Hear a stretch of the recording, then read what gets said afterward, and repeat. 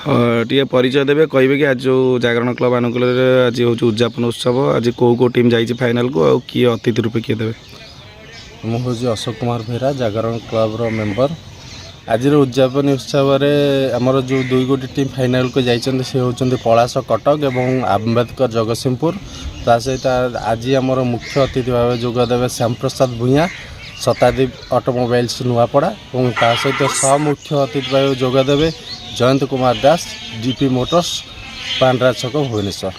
तो कौन कहे जो 6 दिन खेल होता केमती कौन आयोजन करते सहित ये आमर समस्त ग्रामवासी मैंने साहाय्य करते टीम जाइए खेलिकी सहयोग रही भल भल सब कार्य शेष होती।